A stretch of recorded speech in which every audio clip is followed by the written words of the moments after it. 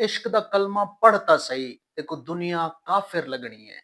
अजीज तलबा व तालिबात, मेरा हमेशा से आप लोगों को पैगाम है कि मेहनत से इश्क करें। मेहनत करें, मेहनत करें, मेहनत करें और इतनी मेहनत करें कि उससे इश्क करें। यकीन मानिए यही रब्बे कायनात का हुक्म है। आपके ज़िम्मा मंजिल नहीं है, आपके ज़िम्मा कोशिश है, मेहनत है, सख्त मेहनत करें। और हाँ, मेंटोर अपना ढूँढ लें और डायरेक्शन देख लें और अपनी खुद ही पहचानें कि आप किस तरफ जा सकते हैं, तो आप ज़रूर कामयाब होंगे। शोहरा आफाक किताब अल्केमिस्ट, जो कि ब्राज़ील के ऑथर पाओलो कोएल्हो ने लिखी है, वो बहुत ही ज़बरदस्त बुक है। आप में से अक्सर लोगों ने पढ़ी होगी, अगर नहीं पढ़ी तो ज़रूर पढ़ें, मैं आपको रिकमेंड करूँगा। बहुत मोटिवेशन मिलती है आपको। तो उसमें वो लिखते हैं कि जब आप किसी चीज़ को दिल से चाहते हैं या उसको हासिल करना चाहते हैं, तो फिर कायनात की, इस दुनिया की हर चीज़ आपका साथ देती है, उसको आपका बनाने के लिए। और इसमें कोई शक नहीं है। आप अपने अंदर आप खुद एक्सपीरियंस करके देख सकते हैं। जब आप अपनी ज़ात में कोई गुस्सा लेके फिरते हो, नेगेटिविटी लेके फिरते हो, तो दुनिया आपको पहचान लेती है कि ये गुस्से से भरा हुआ है, इसमें कोई किसी के खिलाफ कोई हसद, बुग़्ज़ है या ये किसी को मारना चाहता है।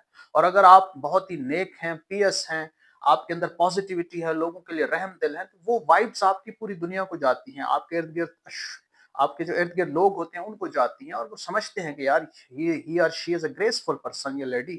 तो आपने सुना होगा कि बहुत सारे औलिया किराम और सूफिया और उसके बाद अहले बैत और खुलफाए राशिदीन और हज़ूर सल्लल्लाहु अलैहि वसल्लम की ज़ात के करीब लोग सिर्फ बैठते थे और मुसलमान हो जाते थे। तो ये वाइब्स होती हैं और इसमें रियलिटी है। अमेरिकन इंडस्ट्रियलिस्ट और बिजनेसमैन हेनरी फोर्ड, जिनके आपने फोर्ड ट्रैक्टर्स भी सुने होंगे, उनकी फोर्ड मोटर्स कंपनी है, फोर्ड मोटर कार कंपनी के वो मालिक हैं। वो कहते हैं कि नाकामी दरअसल एक अपॉर्चुनिटी है, एक मौका है, फिर से एक जबरदस्त होशियारी और इंटेलिजेंस के साथ कामयाबी हासिल करने का और आगे मेहनत करके कुछ ना कुछ गेन करने का। आप में से बहुत सारे लोगों ने जो इंडियन मूवी है 12th फेल वो देखी होगी, जो कि बहुत जबरदस्त एक शाहकार है। इसके डायरेक्टर भी बड़े कमाल के हैं, विनोद चोपड़ा। वो बहुत तख्लीकी ज़हन के मालिक हैं और उन्होंने इसी तरह की 2 और मूवीज़ जो आमिर खान की थी, पीके और थ्री इडियट्स, वो भी बनाई थी। तो बहुत ज़बरदस्त किस्म की जो है तख्लीकी महारत उसमें इस्तेमाल की गई है।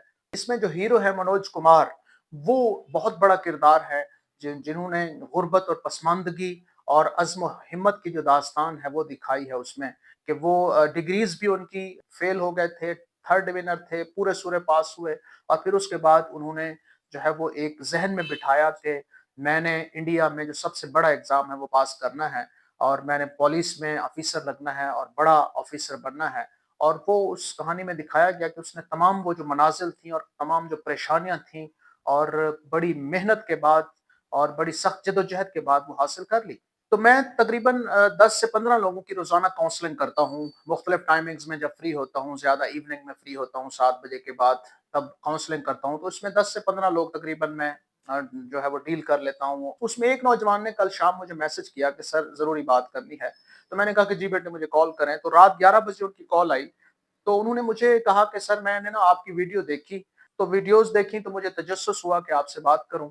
फिर मैंने सर्च करते हुए मुझे मालूम हुआ कि आप मेरे शहर से हैं, तो मुझे बहुत अच्छा लगा, इसलिए मैंने आपको कॉल की है।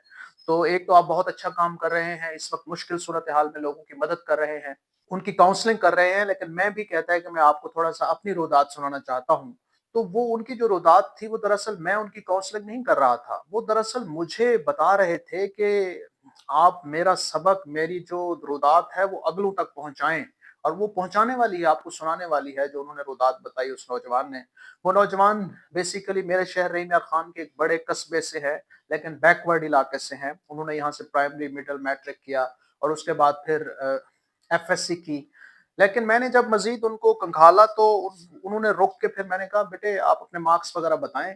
तो आई वाज़ एस्टोनिश्ड कि मैट्रिक में भी उसके जो नंबर्स थे थर्ड डिवीजन से थोड़े से ऊपर, एफएससी में भी थर्ड डिवीजन से थोड़े से ऊपर, फिर बीएस फिजिक्स में उसने फिर कहानी बताना शुरू की कि सर मैं यहाँ पे, मैं जब कॉलेज में एक कॉलेज में गया बीएस में एडमिशन के लिए या एडीपी में एडमिशन के लिए, तो वहाँ पे जो कोऑर्डिनेटर थी, एक मैडम, वो मुझे कहने लगी कि बेटा आपके नंबर्स बहुत कम है, आपको कहीं दाखिला नहीं होगा, तो आप कोई और जॉब करें या फिर छोटी-मोटी सरकारी जॉब शायद हो जाए, वो नहीं होगी, उसके अलावा आप कोई और काम करें। तो कहते हैं कि मैं बड़ा परेशान हुआ और मैंने सोचा कि ऐसा क्यों है? क्या ये रियासत मुझे, पहले एक तो मैं बैकवर्ड इलाके से हूँ जहाँ पे स्कूल पूरे सूने हैं और जिन स्कूल्स में मैं पढ़ा हूँ वहाँ पे टीचर्स पूरे नहीं थे और हमें पढ़ाया नहीं गया और हम पढ़ नहीं सके। फिर उसके बाद अब ये मेरा जब मैं मैच्योर हुआ हूँ तो मुझसे ये राइट भी छीना जा रहा है कि मैं आगे नहीं पढ़ सकता। तो ये ज़ुल्म पे ज़ुल्म क्यों किया जा रहा है? तो कहते हैं कि मैंने हिम्मत बाँधी और बिल आखिर मैंने बहरहाल बाय समहाउ एडमिशन ले लिया। तो मैंने एडमिशन ले लिया तो फिर उसके बाद मेरा ज़हन मज़ीद खुलने लगा और मैंने कहा कि नहीं, अब ये बात यहाँ नहीं रुकेगी, मैं आगे बढ़ूँगा। और कहते हैं मैं फिर आगे बढ़ा और मैंने 4 सेमेस्टर के बाद ब्रेक लिया और मैंने कहा कि अब मैं यहाँ रहीम यार खान नहीं रहूँगा, मैं बड़े शहर जाऊँगा ताकि मैं बड़ा सोचूँ और आगे बढ़ूँ। कहते हैं उसके बाद मैं रहीम यार खान से लाहौर चला गया, वहाँ पे मैंने फिर अपनी फर्दर जो बीएस कंप्लीट की गालबन माइग्रेशन के जरिए आईडीपी के बाद फर्दर 5th सेमेस्टर से ऑनवर्ड्स। तो कहते हैं वहां पे जब पढ़ रहा था तो लाहौर एक बड़ा शहर है और वहां पे जाहिर है कि मुझे मजीद सीखने को मिला, तो मेरा जो शऊरी लेवल था वो और बढ़ा। तो मैंने सोचा कि अब क्या करूं, तो जब मैं डिस्कस करता था लोगों के साथ वो मेरे साथ हंसते थे कि तुम्हारे इतने कम नंबर्स हैं तो तुम क्या कर लोगे, जाओ वापस अपने घर। तो मैंने कहा, मैंने फिर कुछ मेंटोर्स मिले, असातिज़ा, उनसे पूछा कि मैं क्या कर सकता हूँ? उन्होंने कहा यार आप डिग्रीज की कंपटीशन से तो आप बाहर हैं, नंबर्स के कंपटीशन में आप आगे नहीं आ सकते। बहुत सारे लोग हैं जिनके 90% से ऊपर नंबर है, तो उसमें नहीं। हाँ, आप में अगर इतना अगर आप तगड़े हैं और आप में इतना सलाहियत है कि आप मेहनत कर सकते हैं साल 2, तो आप सीएसएस, पीएमएस, पीपीएससी के जरिए जॉब्स ले सकते हैं। मैंने कहा वो क्या होती हैं? तो उन्होंने मुझे बताया। मैंने कहा मैं करता हूँ। तो कहते हैं मैं शुरू हो गया और इस साल 2024 में उन्होंने अटेम्प्ट दी है और ही इज होपफुल कि वो इंशाल्लाह सक्सेसफुल होगा। लेकिन उससे पहले फिर अगली अटेम्प्ट के लिए भी वो खुद को तैयार करना शुरू हो गया है। और वो कहते हैं कि कहीं पे जाहिर है कि बचपन में मैट्रिक तक इंग्लिश को अच्छी नहीं थी, तो मैं फिर कोई मेंटोर ढूंढ रहा था कि जो कि मेरी इंग्लिश अच्छी करे और उसके जो बलकस है वो निकाले। तो मुझे एक मेंटोर मिले हैं इस्लामाबाद में, G10 में। मैं वहां उनके पास चला गया और मैं अपनी अगली अटेम्प्ट के लिए मैं पहले से ही प्लान कर चुका हूं कि अगर इसमें फॉर एग्जांपल नहीं हो पाता तो मैं अपनी अगली अटेम्प्ट के लिए तैयारी कर रहा हूं। और इंग्लिश में मैं बहुत सारा कुछ उन डॉक्टर साहब से जो कि इस्लामाबाद में हैं, जिनकी मेंटोरशिप में हूं, बहुत कुछ सीख रहा हूं। और सर इंशाल्लाह मैं क्लिक करके दिखाऊंगा।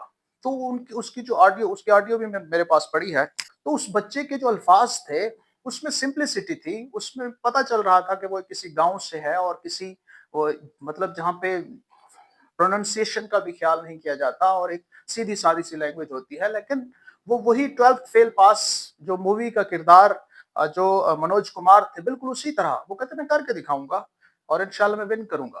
तो इंशाल्लाह वो विन करेगा, लेकिन मैं फर्ज करता हूँ कि फर्ज करें वो विन नहीं कर पाता सीएसएस के एग्जाम के थ्रू, लेकिन उसके पास और बहुत सारे ऑप्शंस हैं। उसने अपने आप को इतना एलिजिबल कर लिया है, वो इतना अहल हो चुका है, वो इतना कुछ पढ़ चुका है कि वो अपने जहन के अंदर अब बहुत सारे ग्रेजुएट से कहीं ज्यादा अपना जो विजडम लेवल है वो इंक्रीज कर चुका है, उसका इंटेलेक्चुअल गेन बहुत हो चुका है। ठीक है, जिसकी वजह से वो इंशाल्लाह पीपीएससी या इस तरह बहुत सारी फेडरल की पीपीएससी की बहुत सारी सीट्स हैं, इंटेलिजेंस ब्यूरो में है, डिप्टी डायरेक्टर की, असिस्टेंट डायरेक्टर की, और इसी तरह एफआईए में है, मुख्तलिफ जॉब्स हैं, कहीं ना कहीं वो खप जाएगा।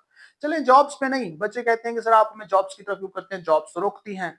देखिए बेटा, इस वक्त पाकिस्तान में हमारे पास क्या है? हमारे पास दो ही चीजें हैं। या तो गवर्नमेंट जॉब है, बेशक पेंशन ना मिले, कम से कम 30 एक साल आपके पास एक पीस ऑफ माइंड होगा।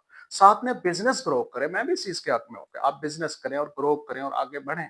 लेकिन मैं इस वक्त ये कह रहा हूँ, बच्चे मुझसे कहते हैं, कुछ बच्चे कमेंट्स में और मैसेज करके कि सर आप सबको पीपीएससी सीएसएस की तरफ लगाए जा रहे हैं। मेरी बात सुने, मैं ब्यूरोक्रेसी और ब्यूरोक्रेटिक जो सिस्टम है उसका सख्त नाक़िद हूँ।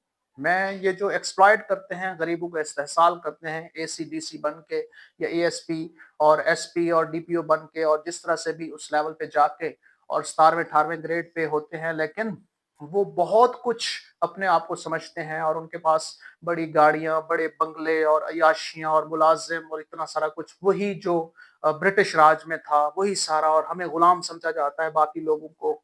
और इवन के हमारे यहाँ जो कॉलेजेस के प्रिंसिपल है 1920 ग्रेड के, वो भी डीसी के ऑफिस के बाहर वेट कर रहे होते हैं। तो मतलब ब्यूरोक्रेसी के मैं सख्त नाक़िद हूँ, मैं सिस्टम के सख्त खिलाफ हूँ, I am a revolutionary person. लेकिन मुझे बताएं कि इस वक्त फौरी तौर पे आपको विजडम से काम करना होता है। इस वक्त आपका जो बच्चा है जो हजारों की तादाद में बीएस करके बैठा है, वो क्या करे? आया कि वो आईटी की तरफ जाए, वो फ्रीलांसिंग करे, उसको नहीं आती। आया कि वो रेडी लगाए, वो नहीं लगा सकता। उसकी एक सेल्फ है, सेल्फ रिस्पेक्ट है, या जिस तरह से भी लगानी चाहिए लेकिन नहीं लगा रहा। आया कि वो बीएस फिजिक्स, बीएस मैथ में है, लेक्चरशिप की सीटें आएंगी या नहीं आएंगी, क्या करेगा? वो आएंगी तो चले वो ऑप्शन अवेल करेगा। अगली दफा जब आई एज ओवर हो गई तो उसके पास एक ही ऑप्शन था, फिर क्या करें? तो कम से कम 50-60 जॉब्स वाला ऑप्शन बेस्ट है। इसलिए मैं ज़्यादा से ज़्यादा लोगों को रिकमेंड करता हूँ कि आप पीपीएससी, सीएसएससी पीपीएससी, सीएसएस की तरफ जाएँ और ज़्यादा से ज़्यादा तैयारी करें ताकि आप लोग ऊपर आएँ। और हाँ, और मेरी ख़्वाहिश होगी कि एज़ अ टीचर इन तमाम जिनको हम बता रहे हैं, ये जब सिस्टम में आएँ, सिस्टम का हिस्सा बने, तो हम इनसे एक ही डिमांड करेंगे कि बेटा आप अपना जो ब्यूरोक्रेटिक जो सिस्टम है इसको बेहतर करें प्लीज़। तो इतना तो हम रिक्वेस्ट करेंगे जो इंशाल्लाह कामयाब होंगे, ताकि ये सारे लोग जो इंसान हैं, मज़लूम हैं, उनका ख़्याल रखा जा सके।